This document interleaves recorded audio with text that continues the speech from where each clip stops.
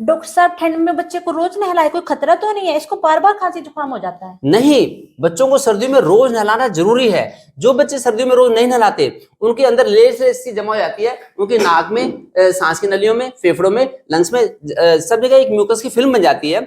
आयुर्वेद ऐसा कहते हैं कि जो बच्चे ज्यादा शुगर वाला खाना खाते हैं, चावल, आलू, दूध, दही, फल, मीठा, उनको म्यूकस ज्यादा बनती है, वो अंदर जमा हो जाती है। उसकी सिक्रेशन, उसकी वॉशिंग बहुत जरूरी है, डेली क्लींजिंग जरूरी है। अगर रोज नहलाएंगे तो बच्चे को अच्छी क्वालिटी की स्टीम मिल जाएगी, एक नेचुरल भाप मिल जाएगी, उसे नाक की, गले की, फेफड़ों की सफाई हो जाएगी, फिर खांसी जुकाम बलगम होगा नहीं। अगर बच्चों को नहीं नहलाएंगे तो जो फिल्म बन जाती है म्यूकस की, इसमें बैक्टीरिया, वायरस आके चिपक जाते हैं, जिससे कि बच्चे को बार बार इन्फेक्शन होते हैं और कई बार तो दाखिल करने की नौबत भी आती है।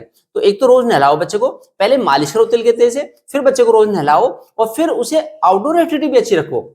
अगर सर्दियों में बच्चे को बार बार बीमार होने से बचाना है तो बच्चे को जरा सी भी धूप निकले तो जितना लंबी हो उसके वॉक पे लेके जाओ। 3 साल का बच्चा 3 किलोमीटर की वॉक कर सकता है, फिर खांसी जुकाम बलगम की दिक्कत नहीं होगी। अगर बच्चे अंदर ही रहेंगे, नहीं नहलाएंगे, तो अंदर जकड़न रहेगी, जकड़न से फिर आगे बीमारियां होती है, बच्चे को दाखिल होना पड़ता है। दूसरा, बच्चे को सुबह योगा भी कराओ, जिससे कि बार बार बीमार ना हो। एक खाने में हरी सब्जी, दाल, रोटी, खिचड़ी, दलिया, ऐसा न्यूट्रिशियस फूड दो, लेकिन एक तो ठंडी तासीर की चीज ना दो, चावल के दही, एक उसको कोई भी जंक फूड ना दो। अगर बच्चे सर्दियों में जंक फूड खाएंगे तो फिर वो पच नहीं पाते और उससे फिर बैक्टीरिया को रॉ मटेरियल मिल जाता है, बैक्टीरिया को एक खाद पानी मिल जाता है, उसमें बैक्टीरिया वायरस ज्यादा आ जाते हैं। ये ध्यान रखना है। बाकी बच्चे रात को जल्दी सोएं, सुबह जल्दी उठें।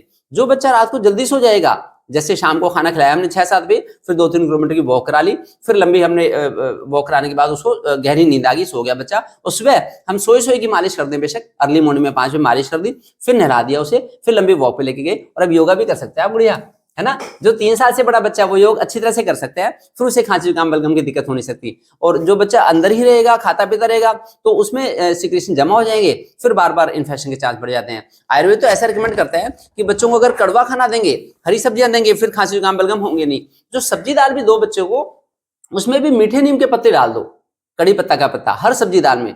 उसका काम ही अंदर की सफाई करना। वो ज्यादा सफेद रंग की चीजें देंगे, ज्यादा चावल, ज्यादा आलू, ज्यादा दूध, दही, ज्यादा फल, उनमें म्यूकस ज्यादा बनेगी, क्योंकि उसमें शुगर और फैट ज्यादा होते हैं।